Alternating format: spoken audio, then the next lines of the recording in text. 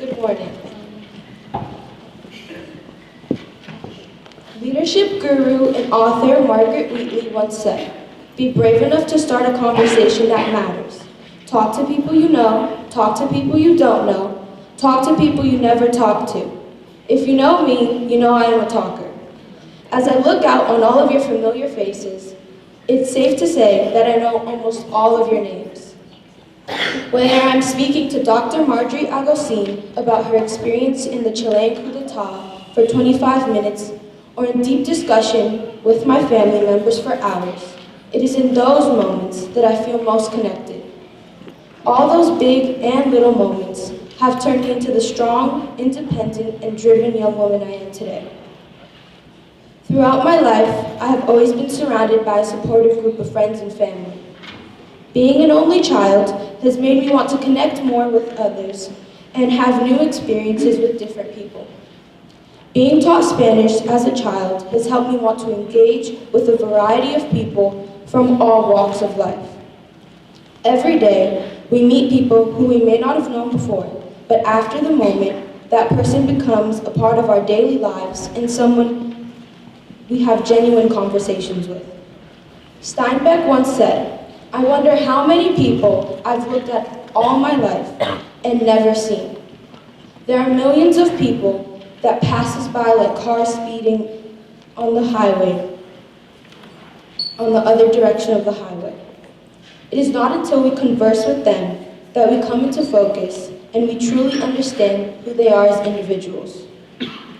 For example, when my parents were young, they had gone to a club in New York, never expecting that they would meet through mutual friends and end up getting married and having me.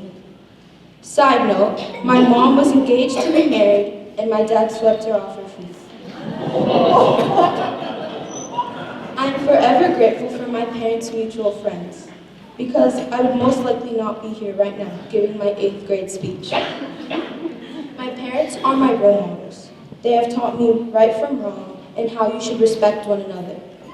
They have given me a type of structure that I never knew I needed. My parents also taught me how to take chances and start conversations that mattered. Growing up as a Dominican American in a Spanish-speaking household, it has always been a struggle to adapt to my environment linguistically. But I have found it strange that the conversations I have in Spanish are usually with the elders of my family. I enjoy talking to them because they are very wise and they have had experiences that have shaped my passions, understandings, and outcome in life. Ever since I was a child, my mom said I was 10 going on 30. I never knew what that meant at the time, but now I understand that she was saying that I had an old soul. I would surprise my family with my responses when I would speak in Spanish. They said that I sounded like an adult, whatever that means. But I can understand where they were coming from because I've always hung out with the adults and loved eavesdropping on their conversations. Now that I'm growing up, I realize how important the people in my life are and valuable our discussions are. When someone calls me to ask how I am, that short 5-minute conversation will lighten up my day and make me feel happy just because I got to talk to them.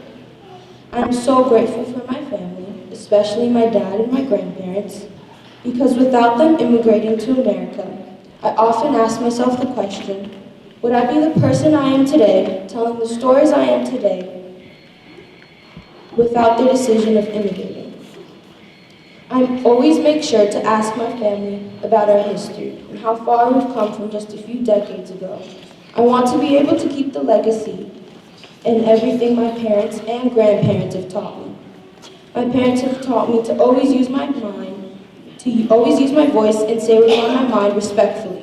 I want to prove to my family, as being the first granddaughter and niece, that everything they have told me has made me into the young woman I am today.